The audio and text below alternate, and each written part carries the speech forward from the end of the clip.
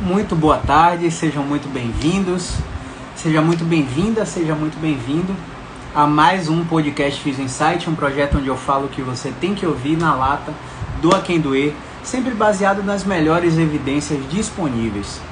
Hoje a gente vai falar um pouquinho sobre o que impede o paciente de melhorar.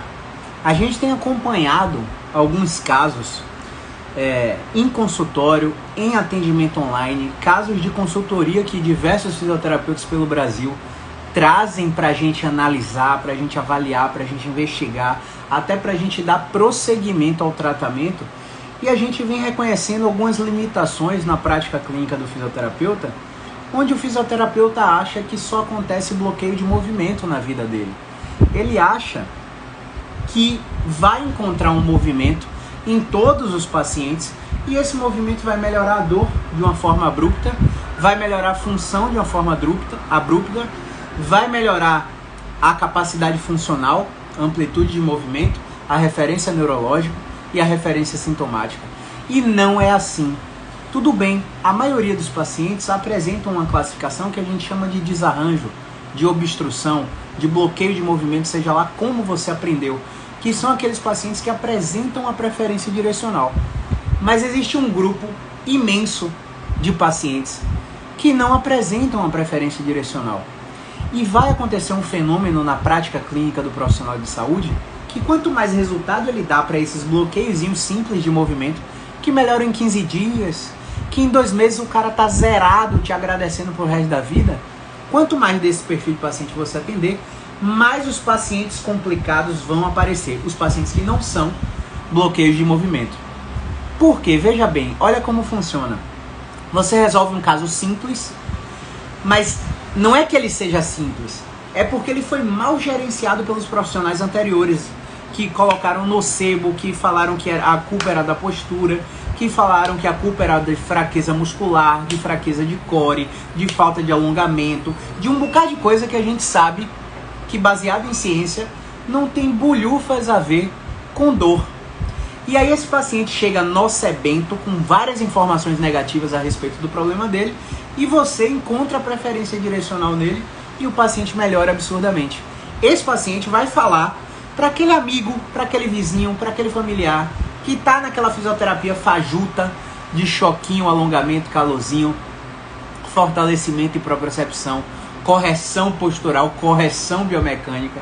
Vai falar para aquele paciente que está lá nesse modelo de fisioterapia que tem um cara que tirou sua dor com a mão, que fez um movimento bobo e tirou a dor e tirou sua dor. E aí esse caso, que não é um bloqueio de movimento, vai chegar para você. E aí o que é que eu tenho visto na maioria dos profissionais? Diversas puladas de etapa, diversos desrespeitos às regras de movimentação, às sequências de movimentação. Há um pensamento limitado de que quanto mais intervenção, melhor. Se eu estou dando osteopatia, se eu estou dando quiropraxia, se o meu paciente está com médico intervencionista em dor, se o meu paciente está fazendo terapia, se o meu paciente está fazendo acupuntura, está fazendo RPG, é melhor do que ele só fazer osteopatia, do que ele só fazer RPG. E a resposta é não. Não, não é melhor.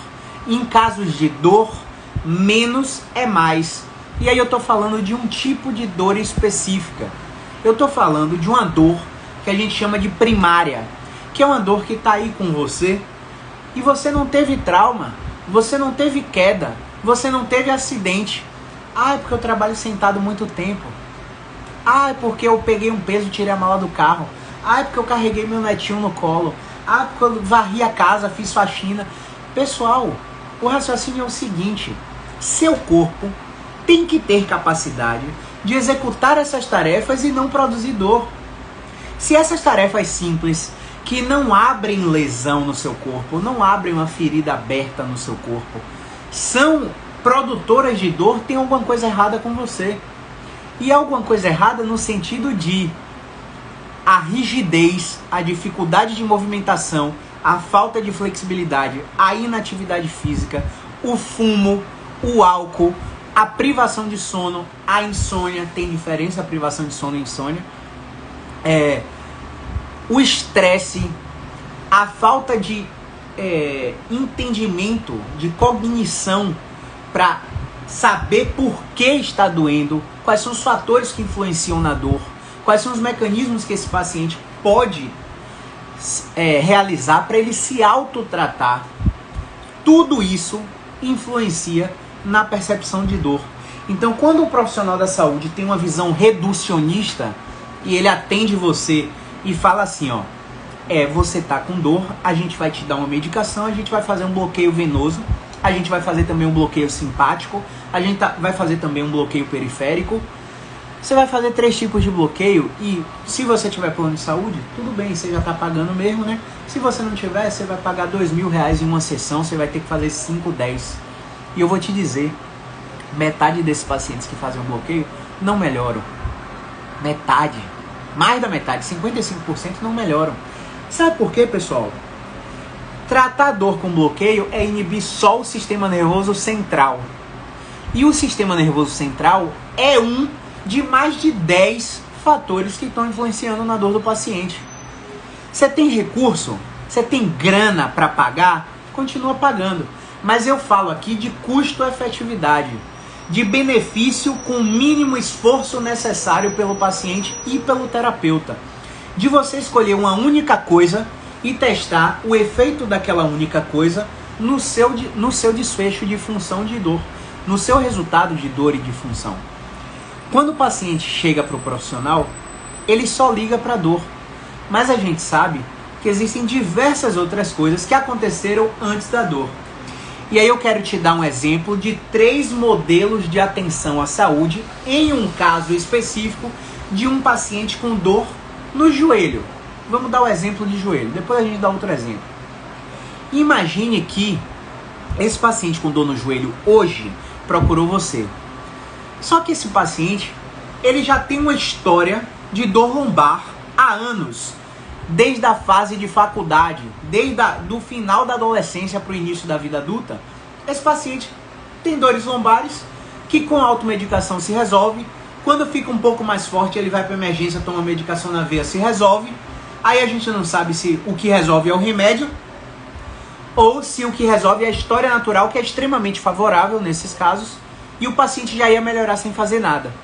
Só que como ele tomou o remédio, ele cria uma crença baseada em um modelo de atenção da saúde, que é aquele modelo que a gente chama de biomédico. E aí você que é leigo, você que não é da área da saúde, não ache que eu estou falando da profissão biomedicina, da profissão médica. Não, é um modelo de tratar o paciente que a gente chama de biomédico. O que esse modelo fala? Esse modelo fala que se você tem dor, você só tem 3 alternativas. Ou você tem uma doença que está gerando a dor, ou você tem uma lesão que está gerando a dor, ou você tem um processo inflamatório que está gerando a dor. E aí eu quero fazer uma disrupção no seu pensamento. Vamos sair do exemplo de joelho e falar de um exemplo de cotovelo. Epicondilalgias, tendinopatias dos extensores do cotovelo. Tem epicondilites laterais e mediais. Uma análise histológica, isto é, macroscopia do tecido, né, identificou que os pacientes que têm epicondilites, tendinopatia dos extensores do cotovelo, não tem processo inflamatório no tecido. Mas, Caio, e aquela regra de tudo que termina com it no final é inflamação? Pois é, o corpo humano é uma coisa multifatorial e complexa, ele não pode obedecer regras. Se alguém te der regras, saia correndo. Porque quando a ciência vai lá e analisa o tecido articular do tendão, do músculo, desse cotovelo que estaria inflamado, ele não encontra células inflamatórias endoteliais naquele tecido. E aí, pessoal, o paciente está com dor no cotovelo, está tomando anti-inflamatório e a história natural já ia resolver, ele acha que o que resolveu foi um remédio. A mesma coisa voltando para o exemplo do joelho. Se eu tenho dor no joelho e tenho travamento do joelho que não consigo andar, e eu fico preocupado, ansioso, tenso, começo a andar me protegendo, evitando descarregar o peso. Aí encontro um ortopedista que fala para você, para de descarregar o peso, para de agachar. Você vai cagar como, amigo? Você vai cagar em pé? Então o cara proibiu você de agachar, saia correndo. Porque o seu joelho foi feito para agachar. O seu quadril, a sua coluna foi feito para agachar. Agora algo está acontecendo antes do agachamento que você está sentindo dor durante o agachamento. E aí eu gosto de dar um exemplo sempre. Eu estou aqui na minha janela, eu estou vendo aqui a Fonte Nova. E aí no que eu estou vendo a Fonte Nova, Deus livre e guarde, a Fonte Nova pegou fogo. E aí uma segunda pessoa entra aqui no meu quarto, vê a Fonte Nova, depois de uns 5 minutos, o incêndio e os bombeiros. A pessoa vai chegar e falar, quem causou o incêndio foi os bombeiros? Não. Porque ela aprendeu, baseado em vários episódios anteriores de incêndios, que os bombeiros estão ali para apagar os incêndios. Então ela entende que aquilo não é relação de causa e efeito. É uma relação de associação. E uma relação de associação quer dizer que existem duas coisas acontecendo simultaneamente, sem necessariamente elas terem relação direta. Então é a história do remédio para esse paciente com dor no joelho.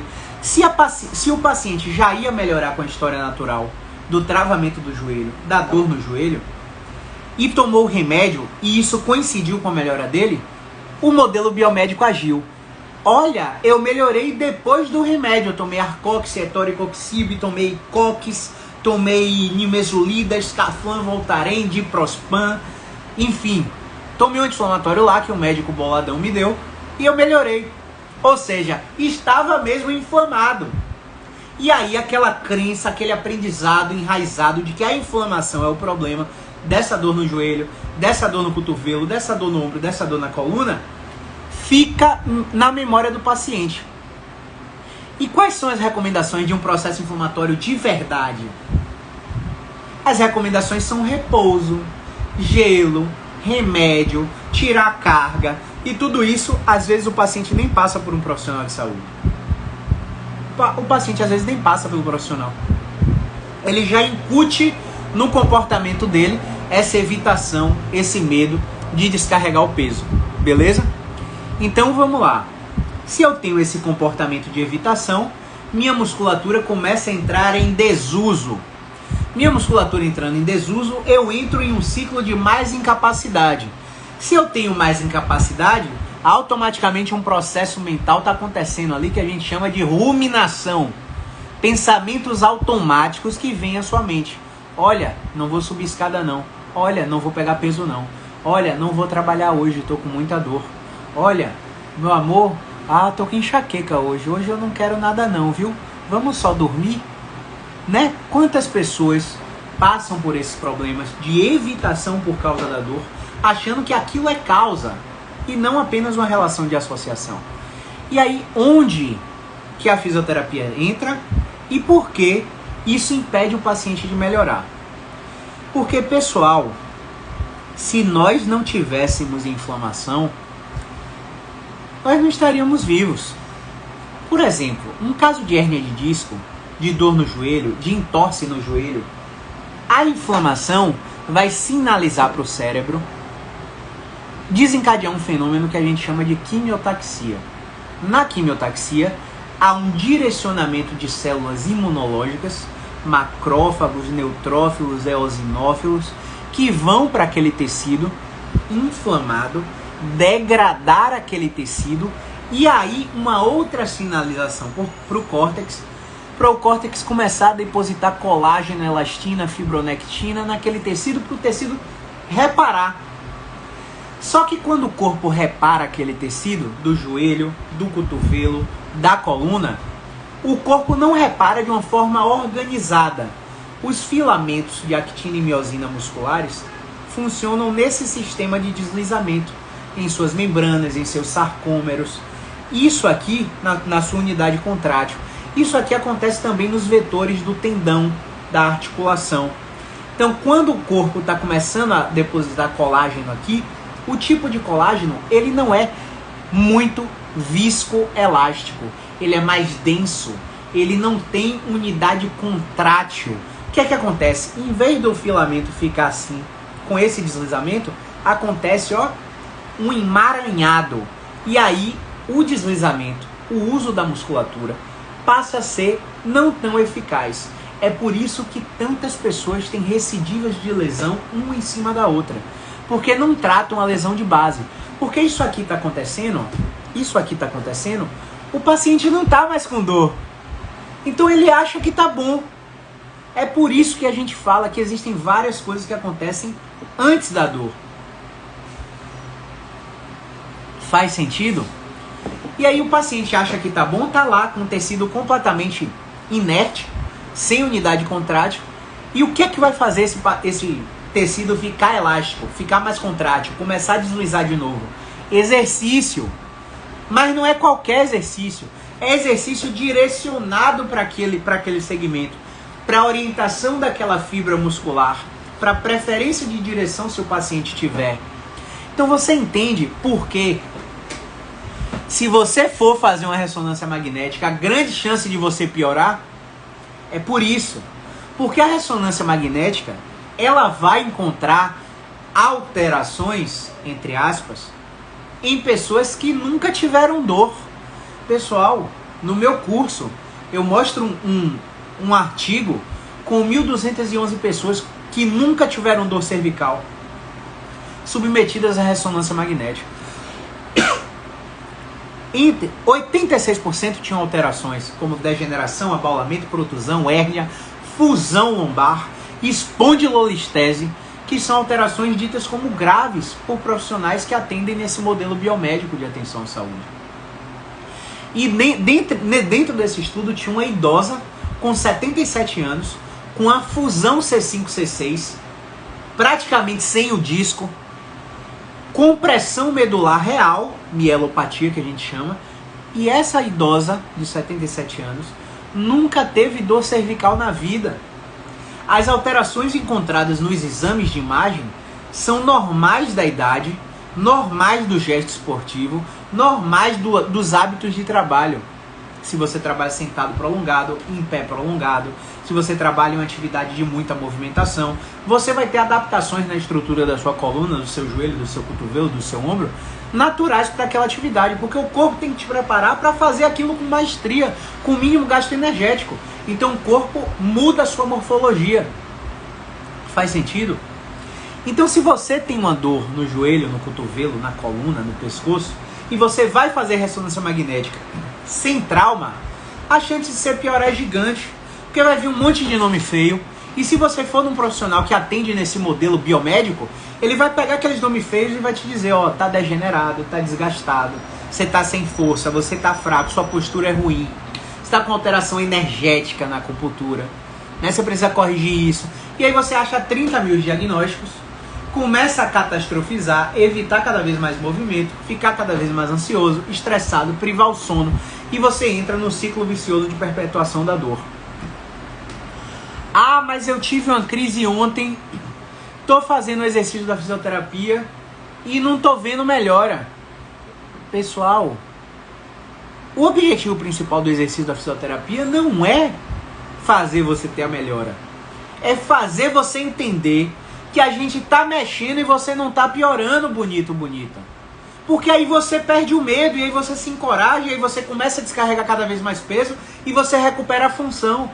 E aí no final do tratamento, quando você recuperou a função, você pergunta assim pra gente, caramba, voltei a carregar minha neta, voltei a dirigir, voltei a trabalhar, voltei a jogar minha bola sem dor, voltei a, enfim, fazer a atividade que você queria voltar a fazer. Mas minha postura continua arqueada, mas eu continuo com desvio, continuo com escoliose, a artrose no joelho continua lá, a hérnia de disco continua lá, a epicondilite continua lá, que eu repeti o exame de imagem. O que você conclui disso? Que a sua dor, a sua função foi tratada e não tinha zorra nenhuma a ver com os exames de imagem.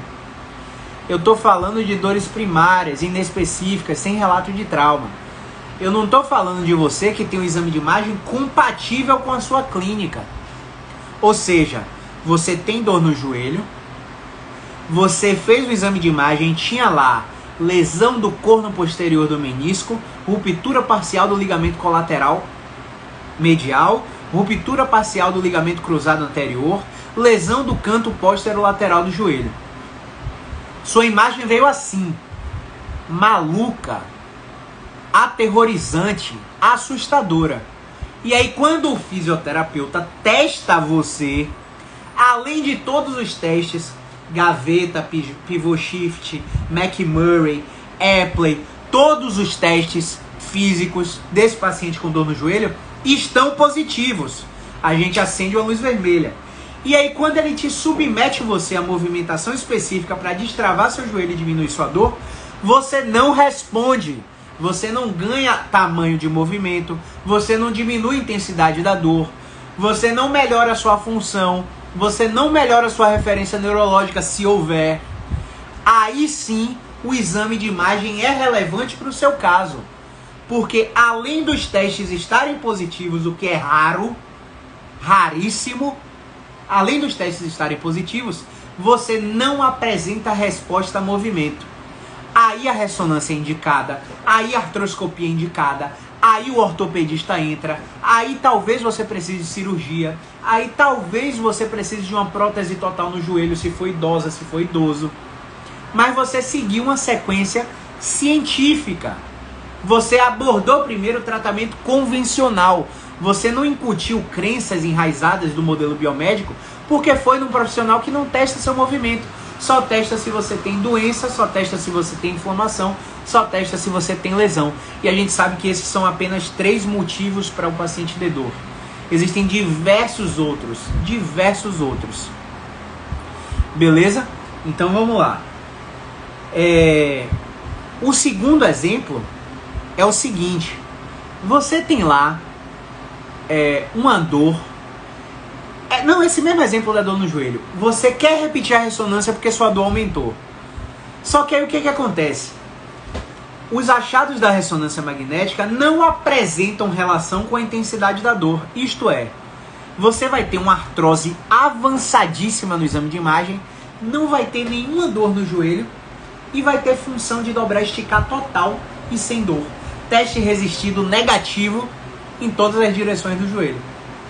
Ou você pode ter uma artrose pequenininha no joelho, uma lesão pequenininha no joelho, e a depender das informações ameaçadoras, desencorajadoras, amedrontadoras, evitadoras que você recebeu, você vai ter uma dor absurda, você vai ter uma incapacidade absurda e você não vai conseguir dobrar nem esticar o joelho. Não há correlação entre o achado do exame de imagem e o que o paciente está sentindo. Isto é, Caio, eu quero fazer uma ressonância para ver se esse negócio piorou. Às vezes o negócio piorou e sua dor está igual. Às vezes o negócio melhorou e sua dor está pior. Então não precisa. Você só precisa fazer exame de imagem se você tiver trauma, queda ou acidente. Ou se você tiver passado no fisioterapeuta especialista na área musculoesquelética. Ele testou você e te disse, olha, o seu caso não responde a movimento. Precisa de uma investigação profunda. Vá no médico ortopedista para ele fazer o exame de imagem, porque existe algo na sua estrutura que pode estar afetando o seu sintoma. Enquanto você não for no ortopedista, enquanto você não for no anestesiologista, enquanto você não tomar um bloqueio, eu não consigo melhorar você, porque seus movimentos estão muito limitados e toda vez que a gente faz um movimento você não melhora, você agrava. Você está numa condição inconclusiva de dor radicular ou numa condição inflamatória, não sei qual é, também não importa muito qual é, porque o seu direcionamento não é aqui agora. Agora você precisa de um ortopedista ou de um anestesiologista. Se o fisioterapeuta te falar isso, aí você tem que fazer ressonância, tomografia, o diabo a 4. Mas se você não teve trauma, queda ou acidente, sua dor em 99,999 dízima periódica por cento dos casos vai melhorar com o movimento em curto, médio ou longo prazo. Qual que é o curto prazo? 15 dias. Qual que é o médio prazo? 2 meses. Qual que é o longo prazo? De 1 a 2 anos, a depender do diagnóstico que o fisioterapeuta te der. Então, esquece essa coisa de ressonância magnética, de exame de imagem, se você não tiver tido trauma, beleza? O segundo exemplo é que existe um outro modelo, mais longe do modelo biomédico, que a gente chama de modelo cinesiopatológico. Cinésio vem de movimento, patológico vem de doença. O que é que o modelo cinesiopatológico diz? O modelo cinesiopatológico, ele fala que o paciente com dor, ele tem que ter uma alteração de movimento, uma biomecânica alterada, uma fraqueza muscular na área que ele tem dor, uma alteração postural na área que ele tem dor. Esse modelo caiu por terra há mais de 20 anos. Mas aí, acredite, ainda existem profissionais que seguem a biomecânica à risca. Caio, você está me dizendo que biomecânica não funciona? Não estou falando isso. Eu estou te falando que pacientes com dor primária, dor crônica, mais de 3 meses, que não tiveram trauma, não estão em condições pós-operatórias, esse paciente não melhora com biomecânica. Não é a correção biomecânica, o ajuste biomecânico que faz esse paciente melhorar. São os efeitos neurofisiológicos de um programa de exercícios, às vezes, muito raramente, terapia manual, às vezes, muito raramente, acupuntura. Por que eu estou te falando isso? Porque o fisioterapeuta, o ortopedista, o educador físico confundem perfis de pacientes. Como assim, Caio? Eles acham que todo paciente é um atleta que não tem dor e precisa de uma melhora no desempenho esportivo. Aí a biomecânica entra como uma luva, porque ela reduz gasto energético e aumenta a eficiência muscular, ou seja, aumenta a performance, mas não previne lesão e nem trata a lesão. Quando o paciente tem dor crônica, primária, mais de 3 meses, já passou a fase do processo inflamatório CD, não é a biomecânica que vai melhorar ele. O que vai melhorar ele é um programa de exercício, terapia manual, acupuntura, educação, terapia cognitiva comportamental, em psicologia, algumas medicações específicas, em pouquíssimos casos, é o que vai melhorar ele. Por quê? O problema está no sistema nervoso central, não no sistema nervoso periférico. Tudo que você faz de terapia manual, de acupuntura, de liberação miofascial, de ventosa, de agulhamento, dry needling, seja lá como você aprendeu, manipulação intramuscular, gua sha, raspadores, tudo que você faz no tecido periférico não é forte o suficiente para dar o estímulo no sistema nervoso central. E quando dá o estímulo no sistema nervoso central, não é duradouro. Não dura nem 72 horas. O paciente volta para você até perceber que ele já te pagou 10, 15 sessões e ele, 1 hora, ele entende que, poxa, toda vez que eu tenho dor, eu tenho que ir lá em Caio. Eu queria ter tanto uma coisa que eu fizesse sozinho para tirar minha dor e eu não ter que gastar esse dinheiro. Queria tanto isso. Ele vai perceber 1 hora. E quando ele perceber, dos dois, ou ele vai fazer, vai entender que você não quer ensinar o que ele tem que fazer para melhorar, para ficar dependente, ou ele vai achar que você é um pilantra e não vai voltar mais a você e nem vai te dar satisfação de nada. Vai parar em outro profissional. Então, por isso que em 2018 eu parei, mas parei assim, absurdamente, de utilizar a maioria dessas técnicas. Agora, eu só trabalho com terapia cognitivo-funcional e movimentos ativos em 90% dos casos, ativo assistido em 5% dos casos, passivo em menos que 5% dos casos. E isso tem feito meus pacientes perceberem que quando eles têm crises de dor de novo, eles não precisam voltar em mim e me pagar outra vez. Eles fazem um programa de movimento, veem os vídeos que eu gravo para eles, para o caso deles, para eles não caírem nesse ciclo vicioso de exame de imagem, cirurgia, bloqueio e por aí vai. E não se engane, existem casos que vão precisar de bloqueio e vão precisar de cirurgia. Exemplo, Se o paciente apresenta dor cervical irradiada abaixo do cotovelo ou dor lombar irradiada abaixo do joelho, ele pode ter 3 condições clínicas diferentes. A primeira condição é um bloqueio de movimento, a segunda condição é uma radiculopatia, a terceira condição é uma aderência de rede nervosa. A quarta condição é uma estenose lateral foraminal. Então o paciente pode ter 4 condições diferentes com essa manifestação clínica. Dentro da estenose, a estenose pode ser responsiva a movimento ou não. Você tem que testar por 6 semanas. Testando por 6 semanas e o paciente respondendo, ele vai melhorar muito com você em 3 meses, fazendo um programa de exercícios adequado para esse tipo de classificação. Não apresentando resposta a movimento, ele provavelmente vai precisar operar, provavelmente vai precisar de um procedimento intervencionista, provavelmente precisa de uma vertebroplastia, o procedimento cirúrgico eu não sei, aí é o cirurgião que vai saber. Mas provavelmente ele precisa de algum procedimento, se ele não responder ao movimento.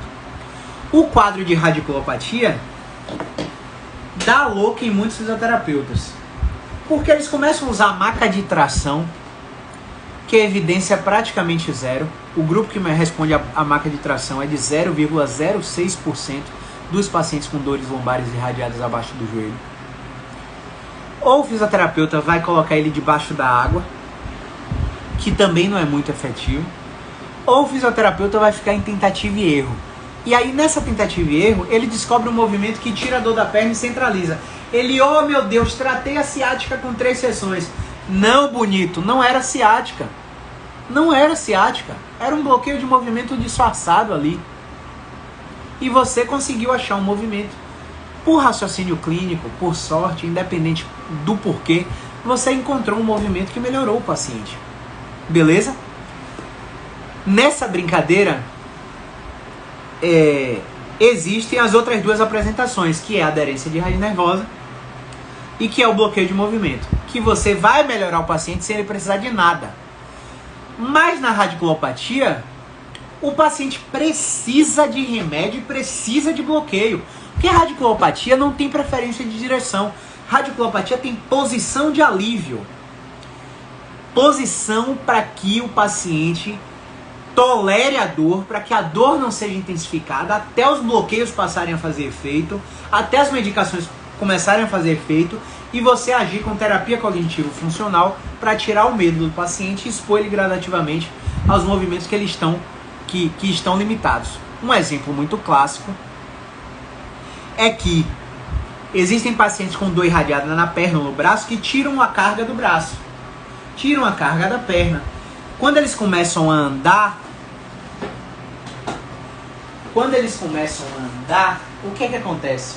Eles vão para a fase de contato inicial, botam o calcanhar no chão, e aí quando eles vão para a fase de resposta à carga, eles encurtam essa fase. E é uma coisa automática. Eles encurtam essa fase e jogam o peso logo na outra perna. E isso é adaptação. É um comportamento adaptativo que é normal por 3 semanas. Eu considero até normal por 3 meses.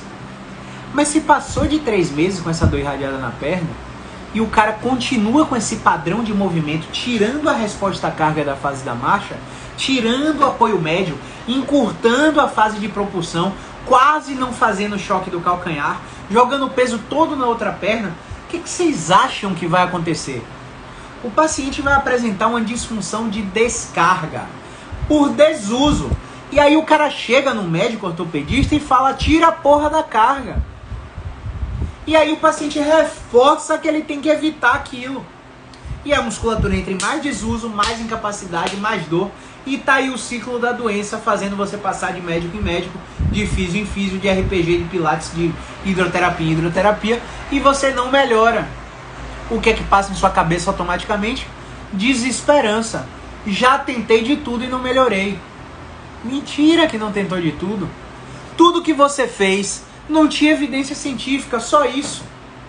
Caio, é claro que existem aqueles pacientes, eu falo sempre, eu tenho atendido muitos pacientes com radiculopatia. Esse ano tá uma coisa assim surreal. Surreal. Eu tô dando graças a Deus quando chega um bloqueio de movimentozinho bobo para eu tratar. Mas só tá vindo radiculopatia. Tá um negócio de louco. E eu falo para todos eles, olha só. Eu não sei como você é de recurso financeiro, mas eu não consigo tratar você se você não tiver aqui por 8 a 12 semanas. Se você não tiver aqui por isso, eu não quero o seu dinheiro. Porque se você ficar fazendo 4 sessões ou ficar me pagando de uma em uma, a chance de você desistir do tratamento é muito grande. Porque você vai flutuar a intensidade da dor, você vai achar que não está fazendo efeito, mas o efeito é combinado e é de médio e longo prazo. Então você que está com a radiculopatia aqui agora, uma dor lombar irradiada para a perna, abaixo do joelho, uma dor cervical irradiada para o antebraço, abaixo do cotovelo, você não pode ficar só comigo. Porque se você ficar só comigo, sua chance de melhora é de 55%. É um pouco mais da metade. Então você ainda tem um risco alto de não melhorar com o meu tratamento. Mas se você ficar comigo e com essa colega aqui que é anestesiologista, que vai te colocar uma medicação, que vai te prescrever um bloqueio, sua chance de melhora aumenta para 86%. De você tirar essa dor na perna ou diminuí-la, de você melhorar a função, começar a dobrar o tronco com mais leveza, com menos dor, começar a voltar a tomar um café na mesa, começar a voltar a carregar seu filho no colo, dirigir sentado prolongado, sua chance aumenta. Agora sim, você pode fazer 3 meses de tratamento comigo e 3 meses de tratamento com ela, e ainda assim você tem 14% de chances de precisar de uma cirurgia. Isso tá claro para você? Porque se não tiver claro, você me fala que eu tento te explicar de uma outra maneira. Porque o paciente quer saber o que ele tem que fazer para ficar 100% melhor. E não existe isso do paciente ficar 100% melhor. Só no bloqueio de movimento. No bloqueio de movimento, se você fizer o controle da dor, fizer a recuperação da função, a prevenção de recidivas, o controle de movimento, a reatletização se ele for atleta, ele fica zero bala. Mas as outras apresentações clínicas, não existe isso do paciente melhorar 100%. Existe o paciente melhorar 50%, melhorar 70%, ficar com aquela dorzinha residual, lidar melhor com a dor fazendo terapia, tomando medicação quando tiver flare-up, quando tiver flutuação da intensidade dos sintomas. Então, o problema que impede você, paciente, de melhorar e você, fisioterapeuta, de dar resultado no seu paciente é o alinhamento de expectativa.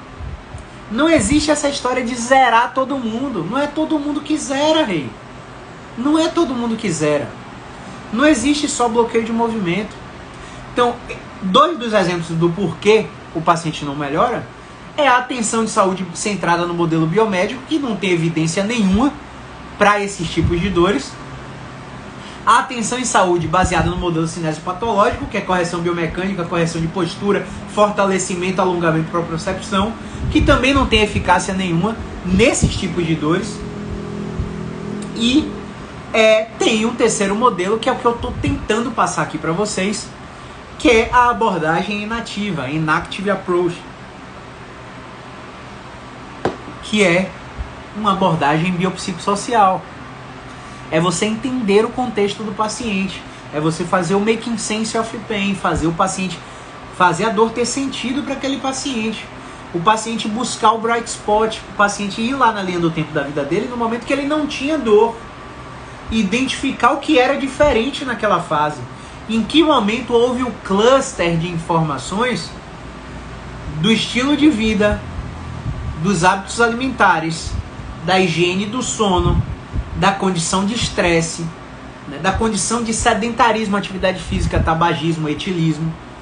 Todas essas condições no contexto do paciente podem fazer o paciente melhorar ou não. Agora pense, você está com um paciente com dor crônica, mecanismo nociplástico, classificação de radiculopatia, não tem preferência direcional, você encontra uma posição de alívio, ele não tem recurso financeiro para manter você e o tratamento com anestesiologista ou com ortopedista, ele não tem recurso financeiro para manter você e o psicólogo, ele só tem para um de vocês. Condição financeira é uma barreira de recuperação gigante que aumenta em 2,5 vezes o risco do paciente perpetuar a dor. Então você tem que adequar o seu discurso para saber se o paciente tem condição de manter os tratamentos, se ele tem um plano de saúde para ter um acesso por plano de saúde ali, particular aqui, se ele consegue fazer esse manejo, se ele tem viabilidade de fazer um tratamento baseado em ciência. Não tendo viabilidade, a gente tem contatos em clínicas e escolas de fisioterapia, em clínicas e escolas de atendimento médico, em clínicas e escolas de atenção psicossocial, onde o paciente pode ter acesso à fisioterapia de graça, à medicina de graça, à psicologia de graça. E aí, lidar melhor com esse tratamento. Todos os perfis vão aparecer no consultório. Todos os perfis de poderes aquisitivos vão aparecer no consultório. Você vai ter que manejar isso. Imagine que esse mesmo paciente, Caio, eu só posso pagar você. Não tenho condição de ficar com você e Tati. Não tenho condição de ficar com você e Anitta, com você e Marcos, com você e Tiaguinho. Não tem como. Não tenho condição de ficar com você e Michel. Ou é um ou é outro. Eu, Caio, não continuo com esse paciente. Por quê? Esse paciente vai gastar dinheiro comigo. Eu não vou dar resultado a ele. Ele vai dizer que fez o meu tratamento e não funcionou. Então eu sou honesto para ele. E eu encaminho esse paciente para serviços que atendem gratuitamente, tá? Para que ele consiga ter a abordagem biopsicossocial, uma abordagem transdisciplinar, com profissionais que conversam entre si, para ele ter o melhor dos cenários possíveis. Porque até quando ele tem o melhor do cenário possível, ele tem 14% de chance de operar. Então, o alinhamento de expectativa tem que ser claro. Caio, eu consigo ficar sem dor? Não sei te dizer isso. Existe uma porcentagem grande dos pacientes, né, quase 60% dos pacientes, 62% por aí, que realmente ficam sem dor. Mas existe uma outra porcentagem que a dor só diminui na perna, mas a função melhora e estão satisfeitos ao longo de um ano. Existe uma outra porcentagem que a dor sai da perna, centraliza, fica só na lombar e eles estão satisfeitos ao longo de um ano porque recuperaram a função, apesar da dor, não estão tomando mais remédios. Mas existe esse paciente que é refratário. O cara de fato tentou a linha científica, com físio, com psicólogo, com médico intervencionista em dor, e mesmo com a linha científica, ele não melhorou. E aí vai para a cirurgia. Não quer dizer que na cirurgia ele vai melhorar.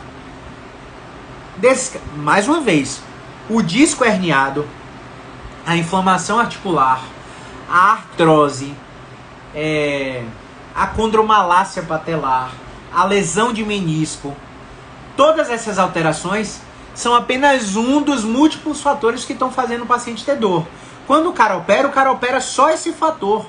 Então, o que é que a gente tem de estatística? Fail Back Surgery Syndrome, síndrome da falha cirúrgica. Metade dos pacientes que vão para a cirurgia com dor crônica continuam com dor.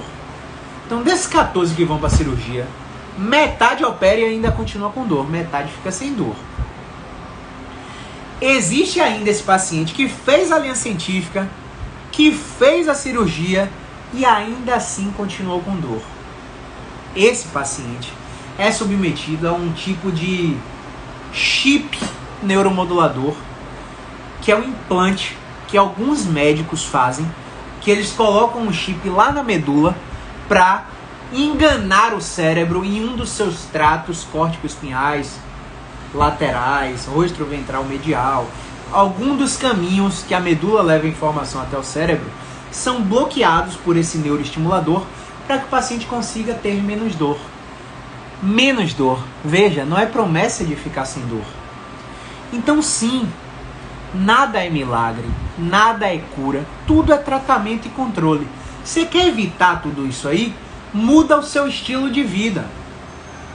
Saúde. Bebe menos, come menos, controla o peso. Procura um nutricionista para chamar de seu. Entende o que é alimentação tóxica, inflamatória, que gera desbiose intestinal, desconforto epigástrico, refluxo. Porque qualquer alteração que você tenha nas suas vísceras interfere na sensibilização do cérebro. E é o cérebro que faz doer, principalmente nessas dores com mais de 3 meses. O cérebro que faz doer. Como assim, Caio? Mas foi meu joelho que está doendo. Pois é, o cérebro pega o seu joelho e aumenta a representação no córtex. Você detecta mais ameaça, entra em desuso e o cérebro continua mandando aquele input de dor lá para o joelho. Não tem mais lesão no joelho. Não tem mais inflamação no joelho. A estrutura alterada que veio lá no exame de imagem não explica mais sua dor. Não adianta operar. É seu cérebro que está produzindo a dor. Ah, Caio, então eu sou maluca? Não, de jeito nenhum. Você só precisa de terapia cognitivo-comportamental e mudança de estilo de vida. Você só precisa de terapia cognitivo-funcional para acabar com o seu medo desse seu joelho, desse seu ombro, dessa sua coluna. Fazer os movimentos de uma forma fluida, sem rigidez. Ó, fazer os movimentos de uma forma leve, suave. E nada disso tem a ver com peso de academia, com carga, com impacto de corrida. Tudo tem a ver com educação. Tudo tem a ver com o profissional passar as informações centrada em ciência, centrada no paciente e não centrada no que ele acha.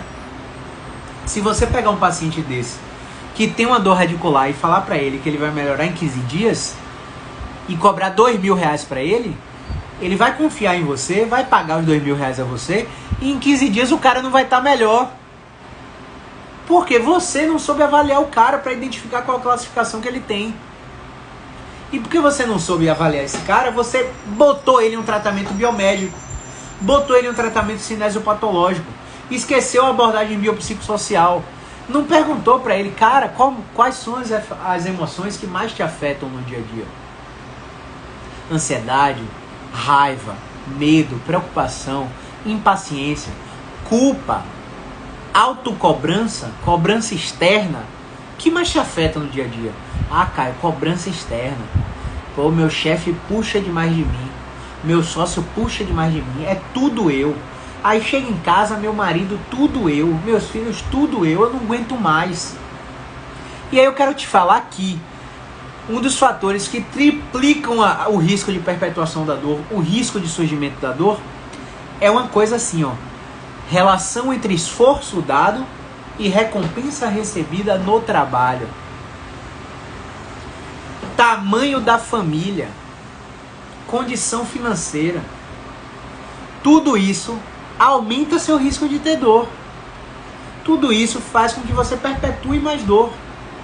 E aí você pega um cara com uma barreira de recuperação gigantesca, que só fica atrás de exame de imagem, que tem lesão ali, que tem inflamação aqui, tomou remédio, tomou corticoide, tá sangrando o aparelho gastrointestinal, aparelho digestivo, de tanto remédio que o paciente toma, com depressão, acompanhamento psiquiátrico, em uso de antidepressivo, em uso de ansiolítico, com síndrome do pânico, e não faz terapia, só tá em psiquiatria, não existe.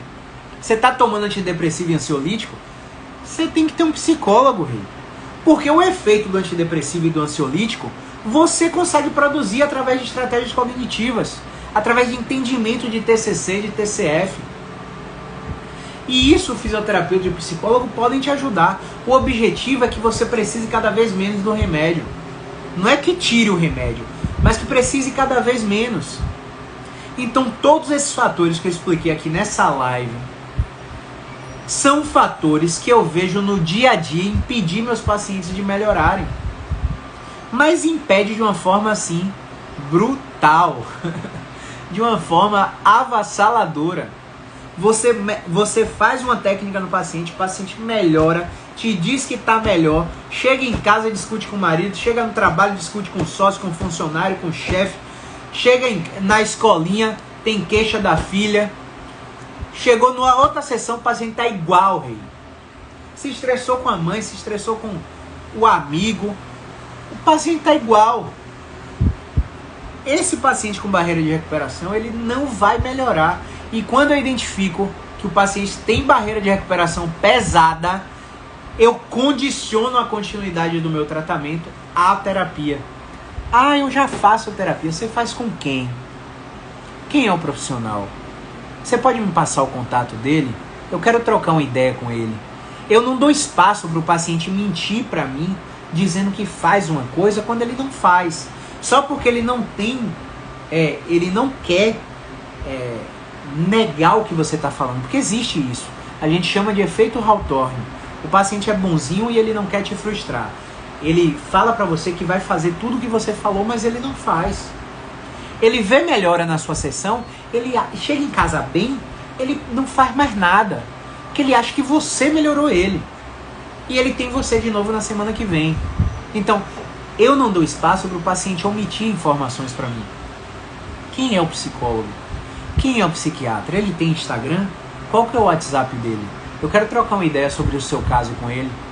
Quero falar com ele sobre como eu pretendo evoluir você, o seu caso. E aí eu sei de fato se aquele paciente está me dizendo que faz terapia ou não. O paciente gaguejou, meu amigo, com barreira de recuperação, ele não vai melhorar com você. E ainda vai falar mal de você depois. Ainda vai pedir grana de volta para você. Porque você explicou para ele, olha, você tá com a dor irradiada do pescoço pro braço, você tá com a dor irradiada do pescoço pra escápula, da lombar pra perna, sua dor vai subir, amigo, amiga. Sua dor vai subir em direção ao bumbum, subir em direção ao ombro, só que ela sobe aumentando e você fica maluco, porque a dor tá maior.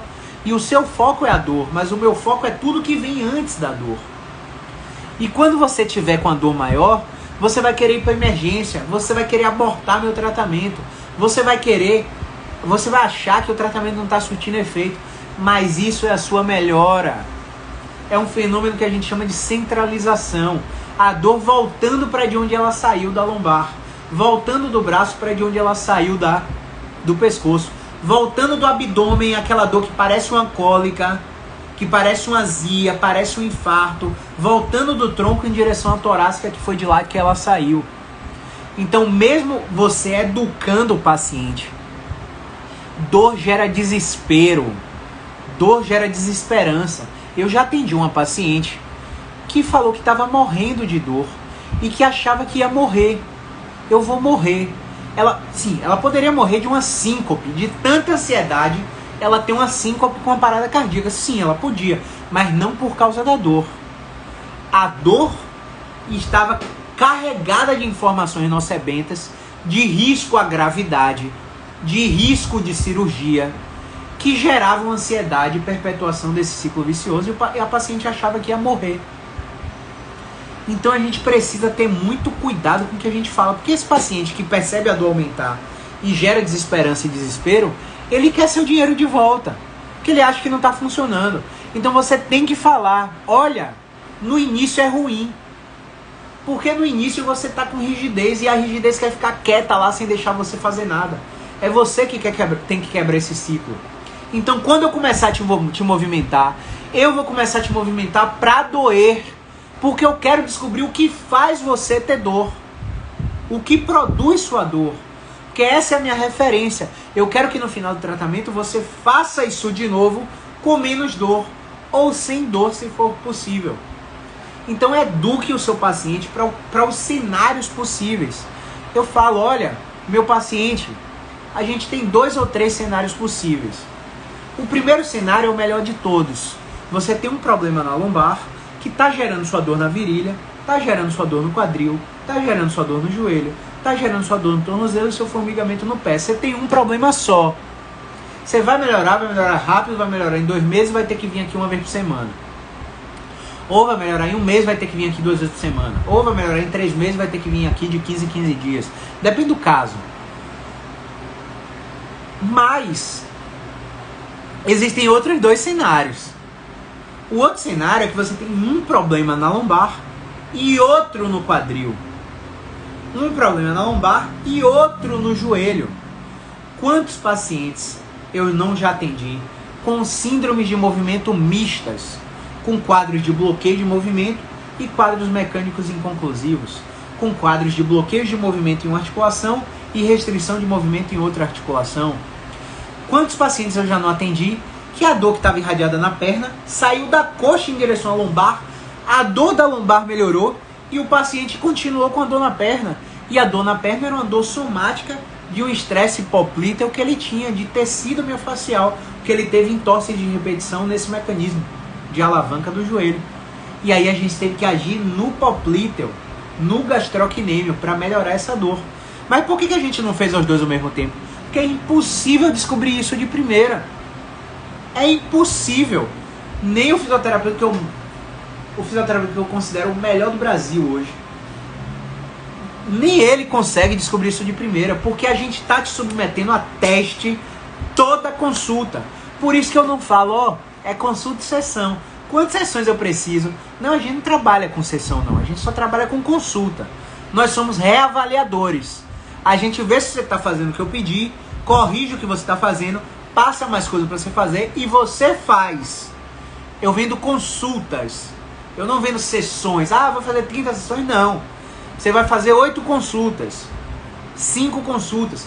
Em todas as consultas, você é reavaliado e você recebe uma intervenção ou modifica a intervenção que você está recebendo.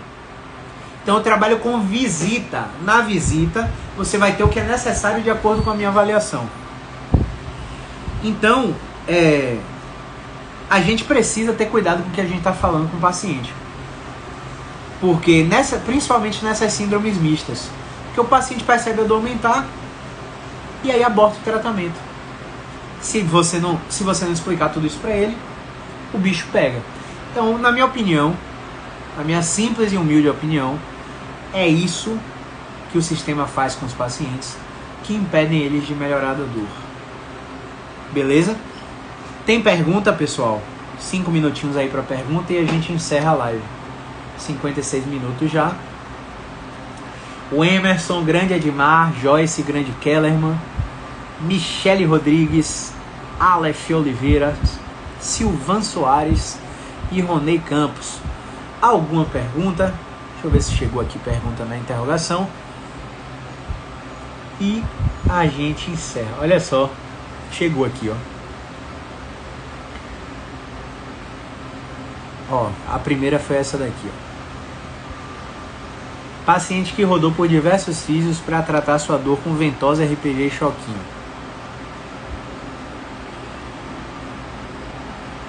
Chegou até mim e falei para ele que seria necessário ajuda de TCC. No fim ele voltou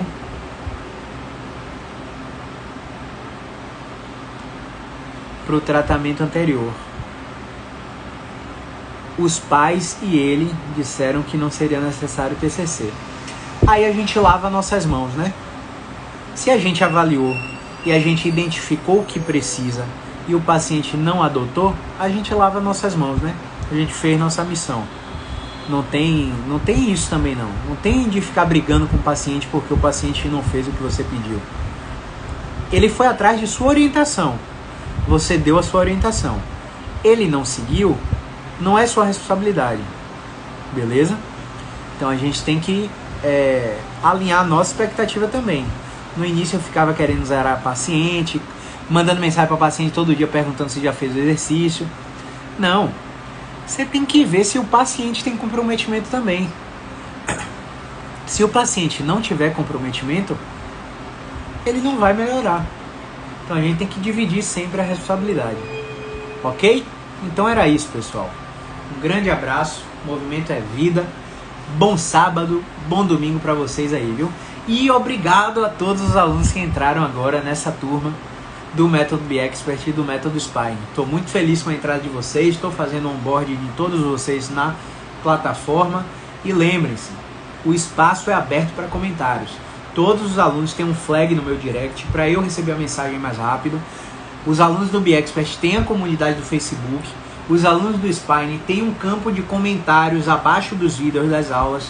Se tiver qualquer dúvida, não hesita em perguntar. Não fica com vergonha. Mas tem 50 alunos aqui, não vou perguntar na frente de ninguém. Você vai continuar errando por causa da sua vergonha. Você tem que perguntar. Que a sua dúvida pode ser de várias pessoas que não tem coragem de perguntar. Você está me pagando para te ensinar, pessoal. Você está me pagando para te ensinar, então faça valer o seu investimento. Pergunte mesmo, tá bom? Grande abraço, movimento é vida.